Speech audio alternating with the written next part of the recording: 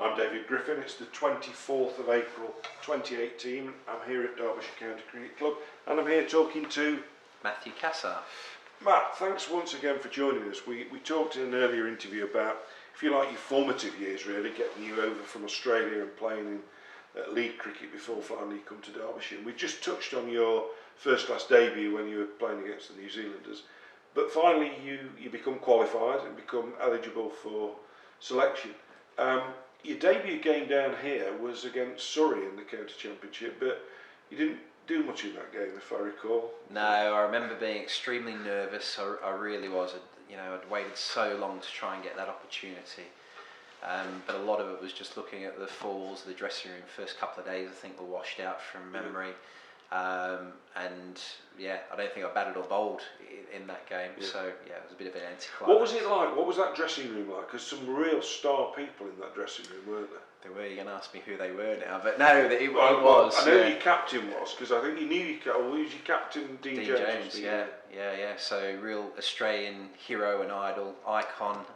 So yeah, quite surreal pre-season walking into a changing room and immediately, as you walked in, Dean Jones was there, and just had to sort of pinch myself to be in the same dressing room. But yeah, it's some great people that I was lucky enough to play with during those early years. But so, did he give you any advice? Any Australian to Australian? Was there, or was it just as you're making your debut, get on with it? Yeah, pretty much. Yeah, pretty much. Get out there and do your best. And yeah, I think because he was such a great player, he expected everybody else to, I guess, take it in their stride and do as well as he did. What was the dressing room like? Because obviously you've got some real legends of Derbyshire cricket. Corky was in there, Barnett, De Freitas, Cricket. Yeah, Devon Malcolm. I think it was never quiet, was it?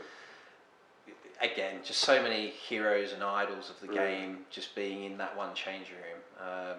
It was like most sporting teams. You had a few minor altercations from time to time, but generally, just a great bunch of people to be around.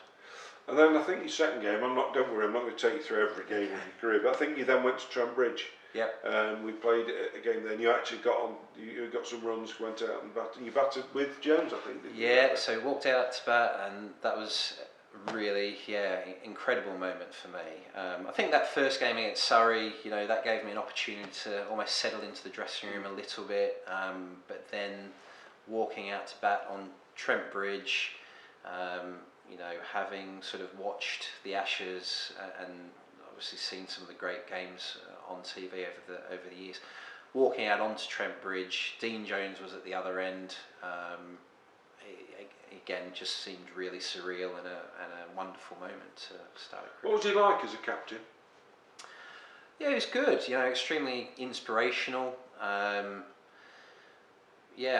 Good leader, fantastic player himself. That was a good period. I thought for the club.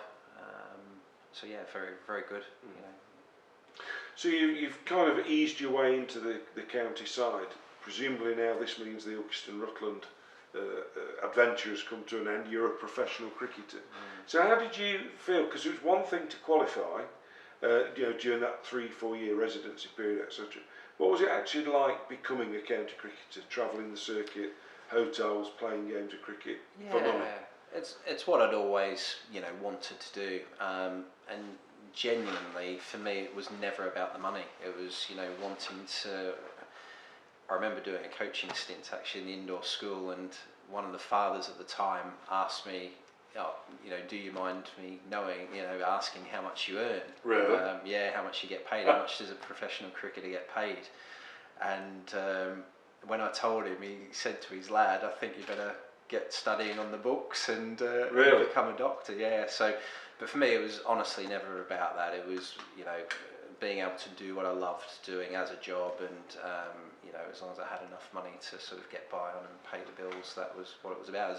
For me, playing in front of a crowd and getting that buzz of playing with and against some of the best players in the world, I'd do it again for free, really. So, Which of the formats did you enjoy? Because you had some success in both formats, and certainly one day cricket you became renowned actually for being a quick scorer of runs. Yeah.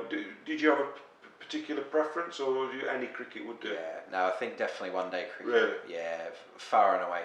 Spending 2 days in a field, although with our great bowling attack that we had at Derbyshire, it didn't happen very often where we had to spend that long in the field. Our problem was a bit more, potentially on the batting side. But, when we had days like we did at Northampton where we chased leather for about 600 for 3 declared, that was never fun. So yeah, one day cricket definitely, just got such a buzz out of that. So that was definitely my preferred format. Unfortunately, I missed out on the 2020 era, which again I would have loved even more. Yeah, I suppose as an all-rounder, you'd have particularly been. It's funny, I spoke to Derek Morgan, who's sadly no longer with us, but Derek was one of the great all-rounders of the 50s and 60s, and I remember asking him and assuming he wouldn't like 2020. He went, oh no, I'd have loved to have played it. Yeah, so there's no all-rounder, 4 overs and then smack the ball everywhere. Yeah, exactly. Yeah. Would you look back at any particular personal performances, and don't be shy to be proud of them? Do you look back at anything that you think where everything clicked, and you remember those particular performances more fondly than others? Probably a one-day innings at Northampton. Can't remember exactly, but about 130-ish that I got there, where they talk about being in the zone. I couldn't really remember much about the innings even straight after it. It just all seemed to flow and went really nicely, which was strange because it was the day after we'd been absolutely hammered when I was playing for Derbyshire against Northampton. And we'd been hammered in what should have been a 4-day game, but probably ended up being a 3-dayer, and then we practiced on the 4th. And I had the worst net session ever. Really? Yeah, I got knocked over 4 or 5 times in that net and ended up walking out in frustration. But the next day, came out and probably played as well as I ever have done. So yeah, quite a strange contrast. Really. It's interesting you say that. So you feel totally out of form, but then the next day you produce the innings of your life. Did you analyse your game, or did you not look at it in too much detail? You just played it? What, in general, do you mean?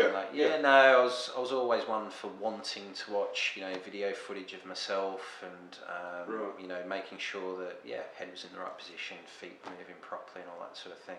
And that didn't really happen probably as much back then as what it would do now, certainly. So for me, analysing performance, I still do it now. I'll sit down after a game and think, how could I have, improved, or what have I done? What should I have done differently? So, I think that's the great thing about cricket. You can constantly evolve, and I guess with most things, you're always looking to improve. If you're not improving, you're actually going backwards because everybody else is improving. The game's moving forward all the time, and especially cricket. I think more than anything, you look at shots that batters play nowadays and different deliveries and things like that the bowlers are coming up with. Just techniques are changing forever, and it's great. It's entertaining. Game's just constantly evolving. Probably, like I say, more than any other sport, really. You mentioned a few minutes ago about the Derbyshire's strong bowling attack, but it was an era actually when county cricket had got some incredibly talented and world-class batsmen and bowlers. Were there any particular players around the circuit that you look back at as being outstanding cricketers that either made your life difficult, or maybe had some good successes against some of them? A lot of the overseas players, some fantastic players then. For me, the one that probably stands out that gave me the most trouble, Sir Clay Mushtaq. I think I was dismissed more by him than any other first-class batter by an individual bowler. So he got me out more times than any other first-class batter. So whenever I walked to the crease, they just threw him the ball straight away and he'd get me out. But no, some great players: Wasim Akram, Shane Warne, Courtney Walsh. Heaps of good opposition players, as well as the fantastic players that we were lucky enough to play with at Derbyshire as well. So. Any batsmen that gave you nightmares when you woke up in the middle of the night, thought I've got to bowl at him tomorrow? Not really. I always when I was bowling, just absolutely relished the challenge, and same in the batting side, you wanted to be playing, against the best players in the world to test yourself. Yes. So, for me, being able to bowl at people like, Graham Thorpe, Alex Stewart, people like that was just a great challenge. So yeah, the better they were, the more I enjoyed it, really. Dean Jones, of course, left in 1997. Dominic Cork became captain, and you basically became almost an ever-present then, didn't you, over the next 2 or 3 years as a Derbyshire player? Did you feel comfortable? Did you feel that you'd established yourself properly as a county cricketer by then? Yeah, I think I never quite did as well as what I would have liked to have batting wise. Right. For various reasons really, but the bowling side again did okay, but because I was sort of bowling amongst some of the Devon Malcolm, Dominic Cork, Phil de Freitas, Kevin Dean, Andrew Harris, we had an amazing seam attack. So again, and through various injuries that I'd had along the way, the stress fracture in my back, ankle that I did at the beginning of that sort of first qualifying season where I trod on a ball. So yeah, again, my bowling probably didn't quite come to the forefront as much as I would have liked as well. So but it was all good on that side. And then, of course, you subsequently, the remainder of your first-class career actually took place, ironically, I suppose, or curiously, at Northampton, which takes us right back to the beginning and the David Capel story. So what was the background to the move to Northampton? There was a lot going on at the time. I think for me, I still very much wanted to play for England. So as you said, I was establishing myself in county cricket. I was doing okay for Derbyshire. Certainly in one-day cricket, I felt like I was going fairly well. Probably underachieving a little bit. If I'm being critical in championship cricket, but in one-day cricket, was fairly sort of happy with where my game was at. But still wanted to improve, and I really wanted to play for England at that time. We'd just been relegated at Derbyshire, so we'd been relegated from Division 1 to Division 2. Northampton was in Division 1. At the time, the training facilities at Derbyshire weren't anywhere near what they are now. Northamptonshire had the state-of-the-art indoor school and the facilities there, and they're in Division 1. So I just felt that I needed a little bit of a change. I had some personal issues as well here that I just needed to try and get away from at that moment in time. Went to Northamptonshire for a lot of the right reasons, to try and further my career really, and try and get those representative honours and try and play at the very highest level, which is what I always wanted to do as a school kid. So that was sort of how it ended up. Enjoy your time there? I did, again, very mixed. I'd left here with a bit of an injury. Again, I had sportsman's hernia, so a couple of operations on my groin, called Gilmore's groin, but sportsman's hernia. But that sort of meant that I went there injured, missed the first sort of part of that, first half of that season through injury, trying to get that injury right, and it never was quite right again really on the bowling side. I could still bowl medium pace, but I'd lost probably 10 mile an hour, 15 mile an hour off my bowling. So still did okay in the games when I ended up sort of getting fully fit for my second season, and what ended up being the final season at Northampton. Did well with the bat there, but it's still, Derbyshire was very much sort of home. Yes. And when that sort of finished there, I couldn't wait to get back again and back into the area. So. When we talked right at the start of the very first interview, and you talked about as a teenager just saying to your careers teacher, I just want to play cricket. Subsequently, if we fast forward almost to now, you're sitting here resplendent in a business suit, and you've become a very successful businessman in the last decade or so. At what point did you see that your county career, your professional career, would have to give way to something else? Had you got plans for the future?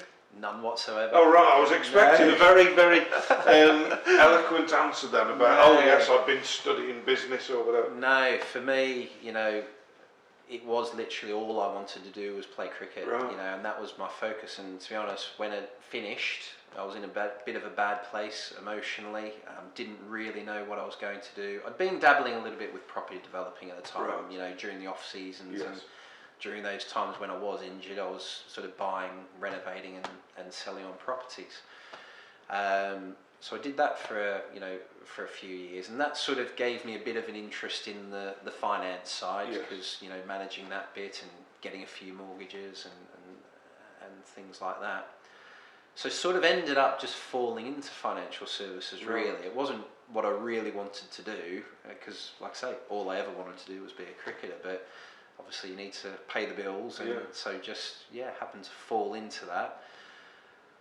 But I think a lot of the sporting experiences and wanting to be successful and win and be competitive and things like that has then led, I guess, the business career to where it is now. And But you still play cricket even to this day. I'm not going to embarrass you by asking your age, but you still play every weekend, but not for Ilkeston Rutland. So when did that change come about? Yes, when I went to Northampton, ended up coming back. I was good friends with Trevor Smith from the Derbyshire days, and a few others that were there. Johnny Owen at the time, Dave Halleck. So lots of the players that I was lucky enough to play with at Derbyshire, whether that be in the second team or the first team, were based at Ockbrook. Still really good friends with, and Trevor Smith asked me if I'd be interested in going back there and going to play with them at Ockbrook. Jumped at the chance, and we've had some really successful years, and still lucky enough to play there. So. And any eyes on retirement, or are you still going to keep going well over the spirit? I think they're trying to make me retire every year. No, it's look, I love playing. I thought I had retired probably 2 or 3 years ago, but I had quite a bad cycling accident. Right. Where completely ruined my shoulder. I was in intensive care, punctured a lung, and it just sort of made me think, actually, you know what, might as well keep playing for as long as I possibly can. So whilst I'm doing okay and being competitive, I'll carry on. Then I'll play in the second team when I'm surplus to requirements. So we'll see. Who knows? That might be a week away. It might be 5 seasons away. We'll see. Well, just to conclude, I mean, obviously we started on the first interview right back when you were just a little boy taking a wicket with your first ball in men's cricket. Just as you look back over your career, what's the game meant to you in terms of as both a career but also as a pastime and from a social perspective? Yeah, lots of great memories. I think you meet some wonderful people along the way. And playing with and against some of the greatest players in the world has been a true privilege. It really has. I don't think you realise at the time when you're playing how lucky you are to be playing this great game. And so playing in front of some great crowds, although the crowds at Derbyshire aren't the biggest on the circuit by any means, but they were great to play in front of. Lots of good memories. Lord's final 1998 would have been the highlight of it all, really, for me. Unfortunately, we didn't do as well as what we would have liked, but still an amazing experience to play at the home of cricket. Relatively full house, although the rain again affected that day, unfortunately. So that was a little bit of an anticlimax in some ways, but still an amazing memory to, like you say, go from sort of 10-year-olds whose dream was to play, at a good professional level, to being at the home of cricket playing in a NatWest final as it was at the time. So that would definitely be the highlight. Well, thank you, Matt. It's been a fascinating and quite a unique journey, and I'm really pleased that you've shared it with us. Thank you Thank you very much. Cheers.